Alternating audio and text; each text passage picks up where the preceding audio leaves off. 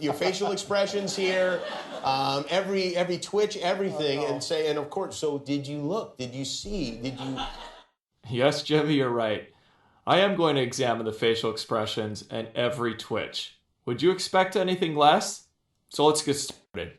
Our first challenge is that we have a lot less to work with as far as material specifically addressing the UFO topic when compared to the Bill Clinton interview. The segment where Jimmy asks Obama about UFOs is less than a minute long, but Clinton conversed for nearly 3 minutes on the subject. The good news is the total interview with President Obama is over 30 minutes, so we can draw a good baseline reading from the extra content. Let's start from the beginning of the UFO segment.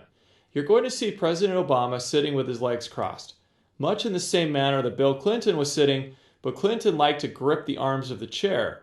Obama places his hands in his lap. Now, while it looks like the same upholstery as from the Clinton interview, Jimmy has done some remodeling, because this is more of a love seat, so he doesn't have the option of putting his hands on the chair.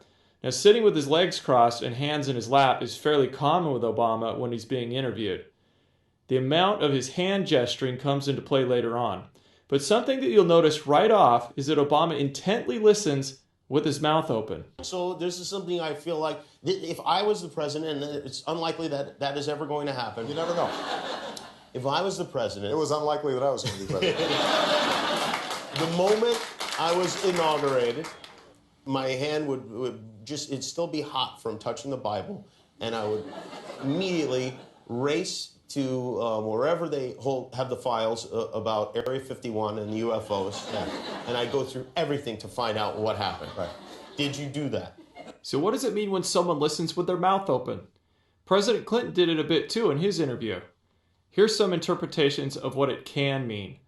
A gaping mouth can indicate shock at what's being said or observed. It can mean the person is deep in thought. It can indicate general anxiety.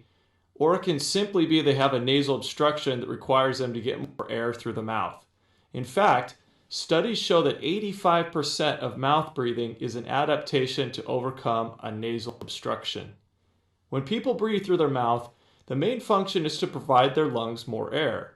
If you take a look at other parts of the interview and other interviews that Obama has given, you'll see that he quite frequently listens with his mouth open, including during conversations and topics where he should be relaxed.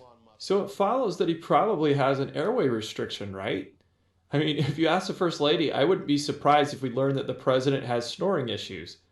Taking this into consideration, I was about to dismiss the open mouth as immaterial to our focus. That was until I discovered something very interesting. Thanks to the wonders of high-definition television, my attention was drawn to something you can't normally measure from a TV interview: a person's rate of breathing. Normal breathing rates for an adult average between 12 to 16 breaths per minute. Anything above 20